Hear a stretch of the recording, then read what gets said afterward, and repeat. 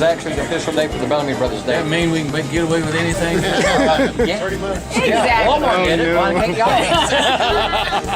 y'all? Mayor of the City of Livingston, do hereby proclaim Friday, April 24th, 2015 as Bellamy Brothers Day in Livingston. Milford, Connecticut, and the first time I ever played, I was just getting started, and we had about 40 people.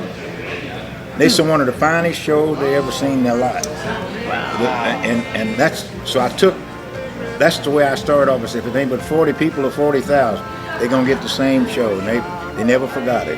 Wow. Music is timeless, I think. So when you're playing it, you feel like the same age you were when you were playing it before.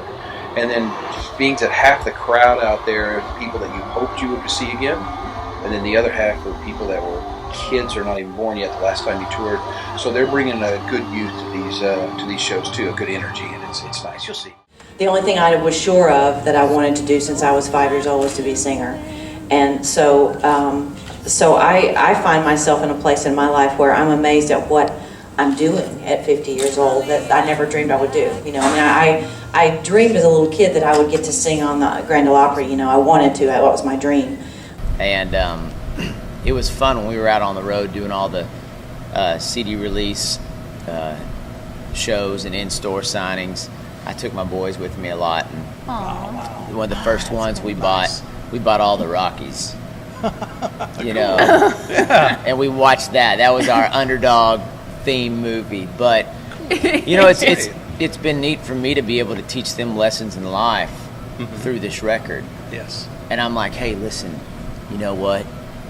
You know, you boys are more important than the country music business. You are more important to me than selling records. But you know what? That doesn't mean that I can't still go for my, shoot for my dreams and be the best that I can be. I just believe that records are more than just a sort of thing you release and sort of talk about. For me, all my favorite artists, especially in country music, they're sort of chapters, right? Because that's what country music is all about to me, is the connection, is the story, is the truth, right?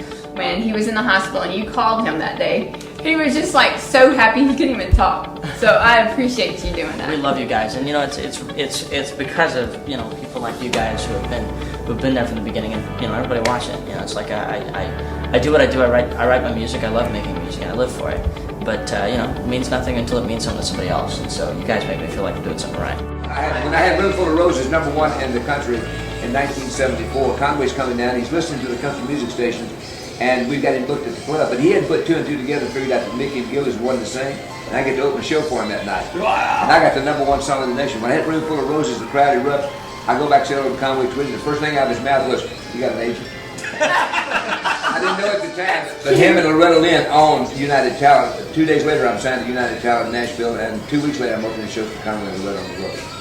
Oh, I bet that was neat. That's how my career got started. 2 Grammy nominations. You've won CMA Vocal Duo of the Year award with Dan Sills, Meet Me in Montana. You've got 3 New York Times best-selling books. I mean, my gosh, you've done it all, girl. You're so cute. I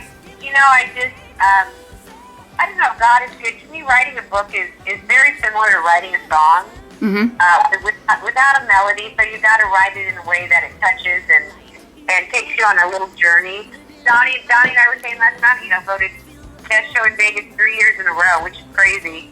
And we're loving it. We're having so much fun. And these people come and they go, "My gosh, you have so much energy." And I'm like, well, we love it. It's music. It is. It's medicine. Yes. It doesn't matter how you start the day. When you start that show and the audience, and you end feeling so good. And that's the power of music. It really is.